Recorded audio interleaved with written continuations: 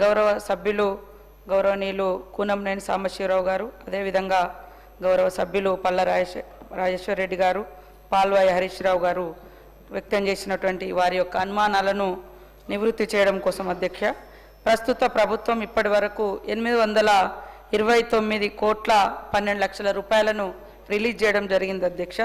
అదేవిధంగా ఇప్పటి వరకు అథెంటిక్గానే మేము చెప్పేది, దాన్ని దాయాల్సిన అవసరం లేదు, ఉన్న బకాయిలు 5,520 కోట్ల 60 లక్షల రూపాయలు బకాయి ఉంది అధ్యక్ష.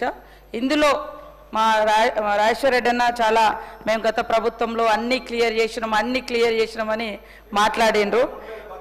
అన్న చెప్తున్న 3,000 కాదు, 4,341 కోట్ల 50 లక్షల రూపాయలు మీరు బకాయి పెట్టిపోయినరు. దాంట్లో మా గవర్నమెంట్ వచ్చిన తర్వాత అయిన బకాయి ఎంత అంటే 1,179 కోట్ల 10 రూపాయలు. మా ప్రభుత్వం వచ్చినాక 7/12/2023 7వ తారీఖు నాడు మనం ప్రమాణ స్వీకారం చేసిన తర్వాత నుంచి మేము లెక్కగట్టింది 1,179 కోట్ల 10 లక్షల అధ్యక్ష. ఇప్పటి వరకు ఉన్న బకాయిలు అన్ని కలుపుకుంటే మరి 5,520 కోట్ల 60 లక్షలని మేము చెప్పడం జరిగింది అధ్యక్ష.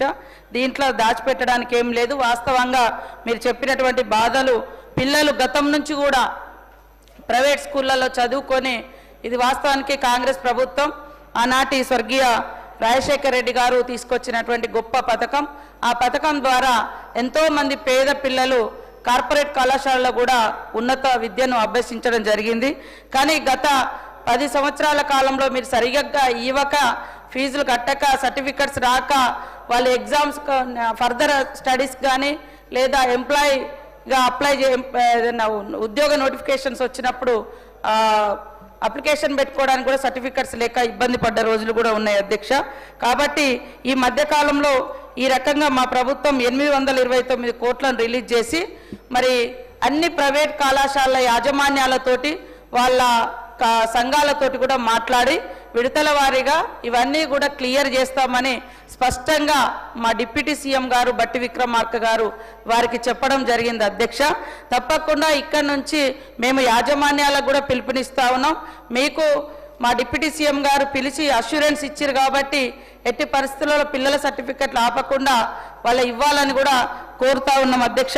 అదేవిధంగా తొందరలోనే, ఎందుకంటే మా యొక్క పథకం ఇది కాంగ్రెస్ ప్రభుత్వం పెట్టినటువంటి పథకం, ఇప్పుడు కూడా మా ప్రభుత్వం ఎడ్యుకేషన్కు మరి ప్రయారిటీ ఇస్తుంది కాబట్టి తొందరలోనే ఈ బకాయిలు చెల్లించే విధంగా మేము చేయడం జరుగుతుంది అధ్యక్ష. ఇందులో 1,200 కోట్ల పైగా టోకెన్స్ రైజ్ అయి ఉన్నాయి. కొన్ని ఇతరత్ర కారణాల రీత్యా ఆగింది. తొందరలోనే క్లియర్ చేస్తామని తెలియజేస్తా ఉన్నాం అధ్యక్ష.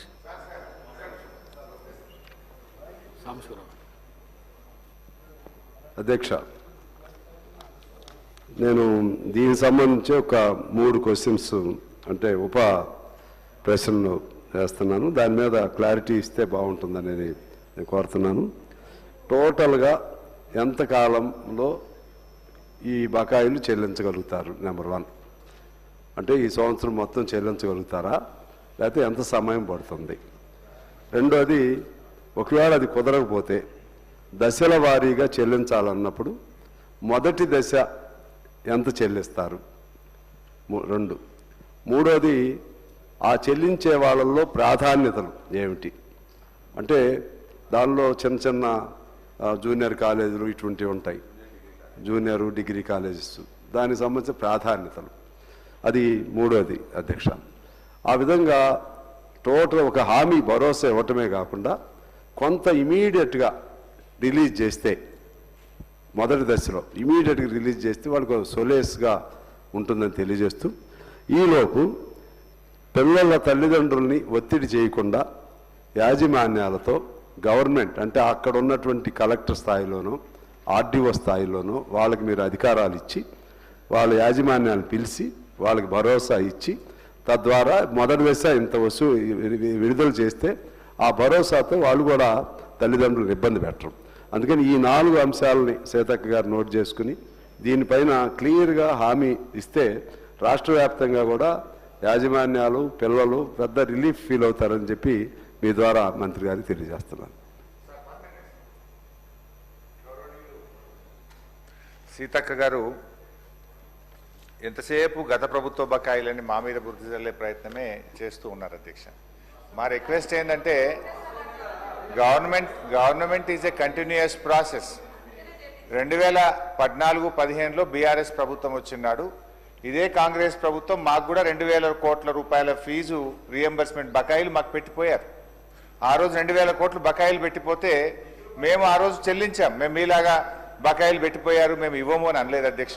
Government is a continuous process అని చెప్పి ఆ రోజు 2,000 కోట్ల రూపాయల బకాయిలు బీఆర్ఎస్ ప్రభుత్వం చెల్లించింది. ఇక రెండో విషయం అధ్యక్ష, బీఆర్ఎస్ హయాంలో అసలు ఫీజు రియంబర్స్మెంట్ ఇవ్వనే లేదు, జరగనే లేదు అనేటువంటిది పూర్తిగా సత్యదూరమైనటువంటిది. మేము పెద్ద నోట్ల రద్దు లాంటి ఒక ఆర్థిక మాంద్యాన్ని ఎదుర్కొన్నాము. 2 సంవత్సరాలు కరోనా వల్ల కూడా ఆర్థిక మాంద్యాన్ని ఎదుర్కొన్నాము. అయినప్పటికీ కూడా ఏ సంవత్సరం కూడా 2,000 కోట్లకు తగ్గకుండా 9.5 సంవత్సరాల్లో 20,000 కోట్ల రూపాయలు ఫీజు రియంబర్స్మెంట్ బీఆర్ఎస్ హయాంలో చెల్లించాము. సో మా రిక్వెస్ట్ వల్ల కూడా ఇవాళ కాలేజీలు, డిగ్రీ కాలేజీలు, జూనియర్ కాలేజీలు ఇప్పటికే రాష్ట్ర వ్యాప్తంగా మూతపడ్డాయి అధ్యక్ష. సగానికి సగం మూతపడ్డాయి అధ్యక్ష. వాళ్ళకి ఏమవుతుందంటే అధ్యక్ష, కరెంట్ బిల్ కట్టకపోతే కట్ అయిపోతుంది, మున్సిపల్ ట్యాక్స్ కట్టకపోతే కట్ అయిపోతుంది, వాటర్ బిల్లు కట్టాల్సిందే, ఉద్యోగులకు జీతాలు ఇవ్వాల్సిందే.